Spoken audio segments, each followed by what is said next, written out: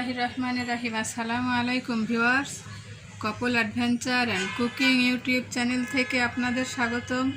যারা নতুন ভিউয়ার্স তারা আমার চ্যানেলটিকে সাবস্ক্রাইব করবেন, আর যারা সাবস্ক্রাইব করেছেন তাদেরকে অনেক অনেক ধন্যবাদ। আমার ভিডিওটা ভালো লাগলে আমাকে একটা লাইক দিবেন, কমেন্টস করবেন, আর পাশে থাকা বেল আইকনটি চাপতে ভুলবেন না।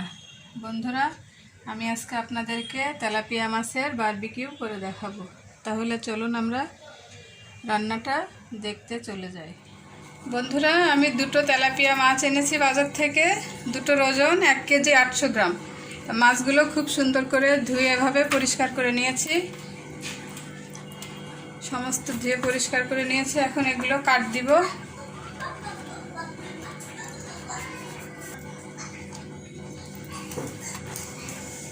কাটটা এমনভাবে দিতে হবে যাতে একদম ওই মাছের নীল দাঁড়া যে কাঁটাটা আছে মোটা, ওই কাঁটা পর্যন্ত চলে যাবে, কিন্তু কাঁটাটা কেটে যাবে না।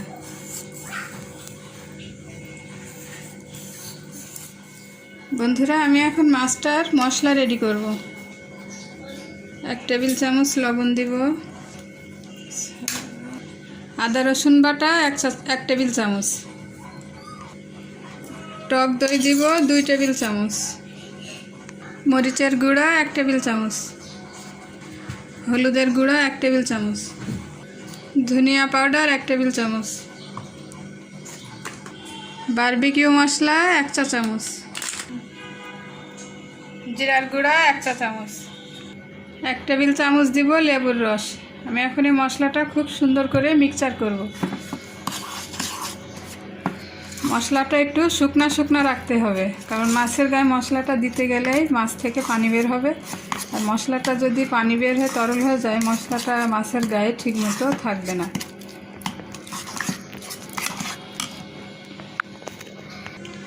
সয়া সস দিব 2 টেবিল চামচ। সয়া সসে যেহেতু লবণ থাকে, লবণটা একটু পরিমাণ মতো বুঝে দিন। আমি এখন ভালো মতো মশলাটাকে মিক্সচার করে মাছের গায়ে মাখিয়ে দিব। বন্ধুরা, এই দেখুন আমি কিভাবে কাটগুলো করেছি, অনেক কাছাকাছি। ভালো করে দেখাই। এই মাঝখানে, পেটের মাঝখানে ফাঁকাগুলো দেখা যাচ্ছে, কিন্তু নীলদাঁড়ার হাড়টা কিন্তু কাটে নাই। এভাবে কাটগুলো করে নিতে হবে, এবং মশলাটা খুব সুন্দর করে আঙুল দিয়ে ঘষে ঘষে ভিতরে ঢুকিয়ে দিতে হবে, না হলে মাছটা যখন ফ্রাই হয়ে যাবে খেতে ভালো লাগবে না।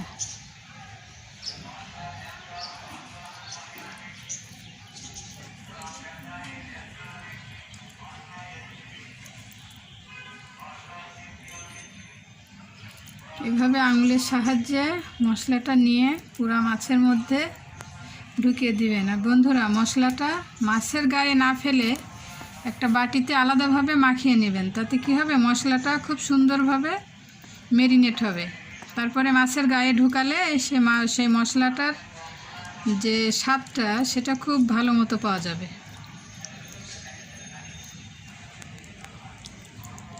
এই মুখ টুক সব কিছুর মধ্যে খুব সুন্দর করে ঢুকাতে হবে। এই পেটের মধ্যে হাত দিয়ে ঘষে ঘষে, মশলার মধ্যে রাখার দরকার নেই, কিন্তু আঙ্গুল দিয়ে ঘষে ঘষে এর মধ্যে সুন্দর করে লাগিয়ে দিতে হবে, যাতে লবণ ঝাল সমস্ত মশলাগুলো এর গায়ে লেগে যায়। কারণ এই কুক হওয়ার পরে এই পেটের অংশটা খেতে অনেক মজা লাগে।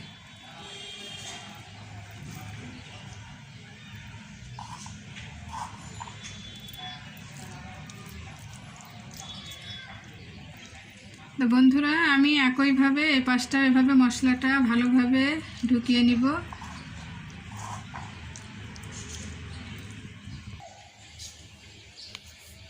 বন্ধুরা, আমার মাছ দুইটা ম্যারিনেশন করা হয়ে গেছে। আমি এখন রেখে দিব মিনিমাম 2 ঘন্টার জন্য। আমার হাতে সময় আছে, যত বেশিক্ষণ রাখা যায় ততই এটা টেস্টি হয়। 1 ঘন্টাও রাখা যায়, সমস্যা নাই। তো আমি 2 ঘন্টার জন্য এটা রেখে দিব রেস্টে।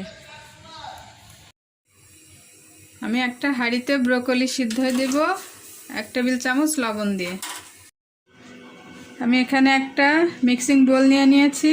বোলের মধ্যে দিব 1/2 কাপ ময়দা,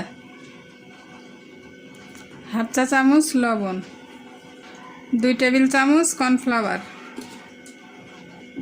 হাফ চা চামচ হলুদ গুঁড়া, হাফ চা চামচ মরিচের গুঁড়া। এখানে আছে জিরার গুঁড়া, ভাজা জিরার গুঁড়া আর ভাজা ধনিয়ার গুঁড়া হাফ চামচ, দুটো মিলে হাফ চামচ।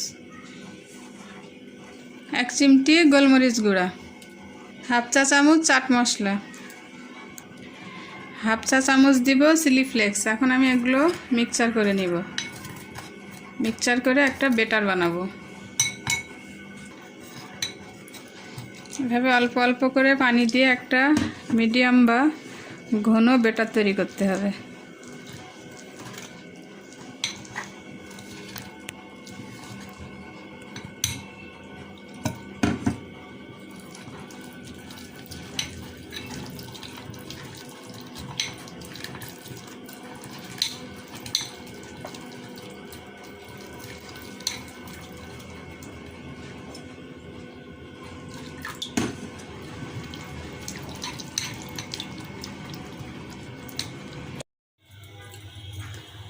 বন্ধুরা, আমি এই কয়লা গরম করব, এই জন্যই চুলার উপরে এভাবে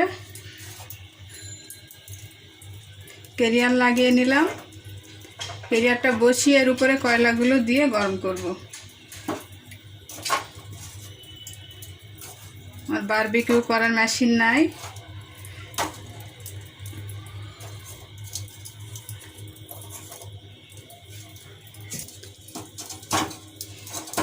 মাঝখানে সব থেকে একটা বড়টা দিলাম। চারপাশ দিয়ে ছোট ছোটগুলো আমি সাজিয়ে দিব। ওটাতে আগুন ধরতে বেশি সময় লাগবে না, ভয়ের কিছু নেই, ঘরে আগুনও ধরে যাবে না। জাস্ট 5 থেকে 7 মিনিট এভাবে রাখলে কয়লাগুলো আগুন হয়ে যাবে। এখন আমি চুলাটা মিডিয়াম করে দিব। বন্ধুরা, আমি এরকম একটা ফুলের টব নিয়ে নিয়েছি। এখন এর ভিতরে মাঝখানে যে ছিদ্র আছে এটা আমি একটা কাগজ দিয়ে বন্ধ করে দিব, কারণ যাতে ছাই না পড়ে। আমি এই মশলার প্লেটে 2 টেবিল চামচ সরিষার তেল ঢেলে দিলাম। আর মাছটা খুব সুন্দর ম্যারিনেট হয়েছে। আমি এখন এই তেলগুলো দিয়ে দিব এর উপরে ব্রাশ করে করে দিয়ে এটাকে আমি ফ্রাই করতে দিব।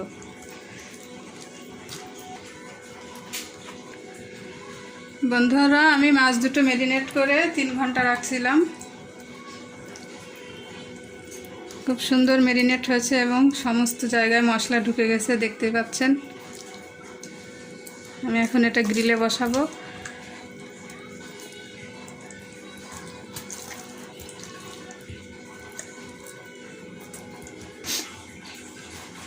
আমি এই গ্রিল করা তাওয়াটাকে এখন একটু তেল ব্রাশ করে দিব। তেল হাত দিয়ে লাগিয়ে দিলাম ফাঁকা ফাঁকা, কারণ ঠিক মতো ব্রাশে লাগবে না তো। আমার কয়লাগুলো অলরেডি আগুন হয়ে গেছে। আমি টবের ভিতরে উঠিয়ে নিব। বন্ধুরা, ভিতরে আমি ছোট ছোট কিছু পাতলা কাগজ বা কাঠের টুকরা দিয়েছি, যাতে আগুনটা দীর্ঘ সময় থাকে।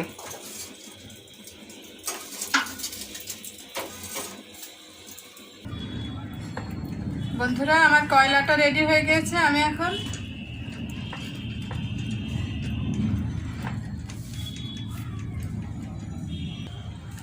বন্ধুরা আমার আগুনটা রেডি হয়ে গেছে। আমি এখন ক্যারিয়ারটা বসাই দিব।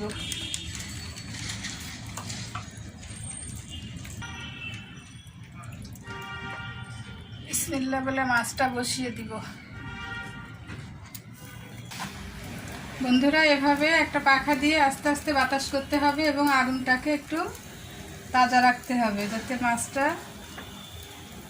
ভাজা হতে সাহায্য করে। এবং এভাবে একটু ঘুরিয়ে ঘুরিয়ে ধরতে হবে, যেহেতু ছোট টব, পুরাটা যাচ্ছে না একবারে।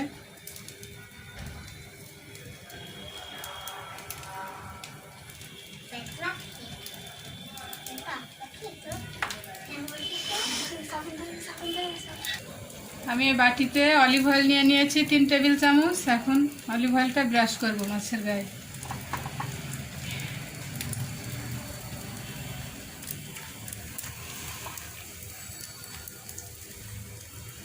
খুব ভালো করে তেলটা ব্রাশ করতে হবে, যাতে মাছটা ড্রাই হয়ে না যায়। মাছটা মনে হচ্ছে ওই পাশে হয়ে গেছে, মাছটা উল্টাতে হবে।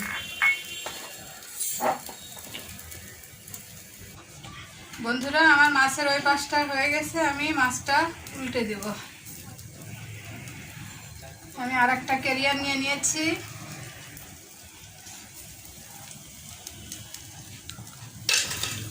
জাস্ট এইভাবে উল্টে দিব, না হলে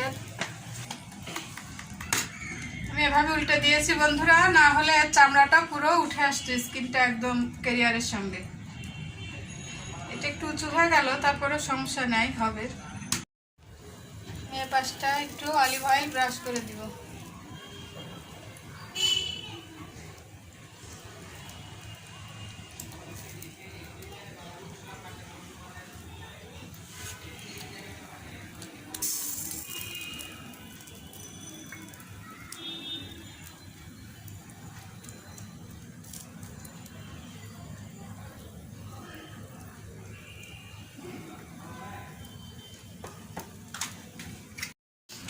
বন্ধুরা, আমি এই পাশটা উল্টিয়ে দিয়েছি, কত সুন্দর হয়েছে দেখেন, স্কিনগুলো সব গায়ে আছে। অনেক সুন্দরভাবে মাছটা উল্টাতে পেরেছি ইনশাল্লাহ।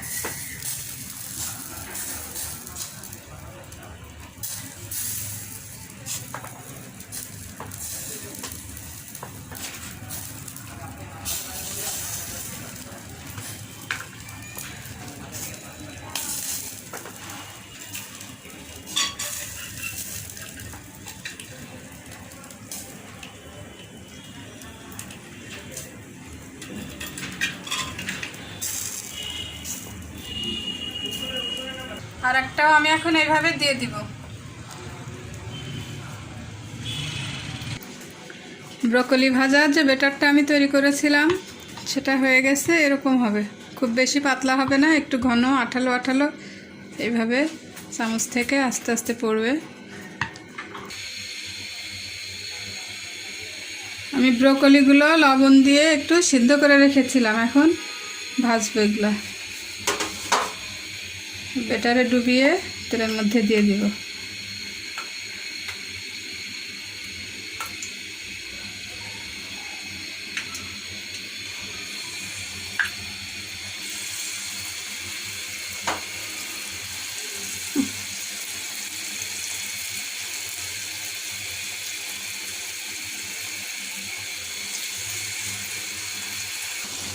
পাকোড়াগুলো উল্টিয়ে দিব।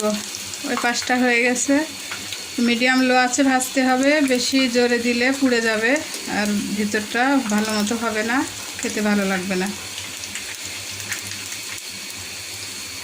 আমি ফিশ বারবিকিউ করেছি, তার সঙ্গে খাওয়ার জন্য পাকোড়াগুলো বানাচ্ছি।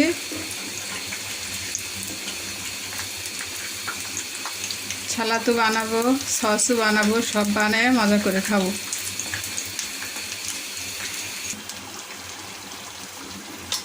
আমার পাকোড়াগুলো ভাজা হয়ে গেছে বন্ধুরা, গোল্ডেন ব্রাউন কালার চলে এসেছে, আমি এখন উঠিয়ে ফেলবো।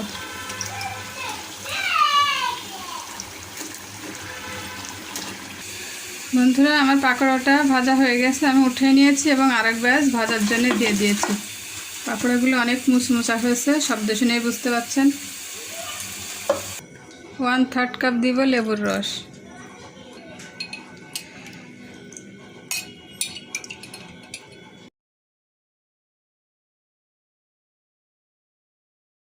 দুই টেবিল চামচ সয়া সস দিয়েছি বন্ধুরা।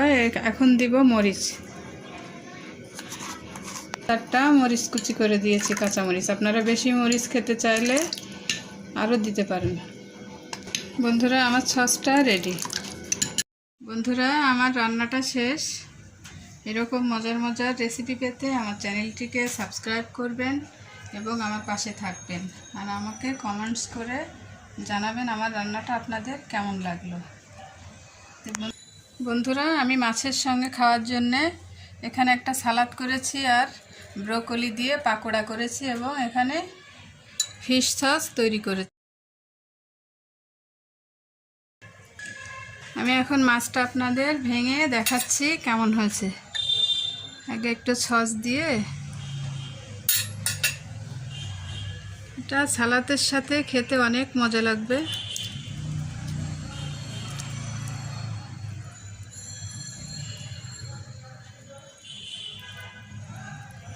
মাশাআল্লাহ, খুব সুন্দর হয়েছে কুকটা। বন্ধুরা দেখেন, বন্ধুরা খুব সুন্দর সিদ্ধ হয়েছে। মাছটাকে আমি ধরতেই পারছি না, ধরলে ভেঙে যাচ্ছে টুকরাটা। দেখেন ভিতরেও অনেক সুন্দর মশলা ঢুকেছে এবং কুক হয়েছে, খেতেও অনেক মজা লাগবে। তো বন্ধুরা, এরকম মজার মজার রেসিপি পেতে আমার পাশে থাকবেন। বন্ধুরা, এভাবে সবজি দিয়ে আর সস দিয়ে মাছটা খেতে অনেক মজা লাগবে। বিকালের নাস্তা বা রাতের ডিনারও হয়ে যেতে পারে। তাহলে আজকে এ পর্যন্তই। আল্লাহ হাফেজ।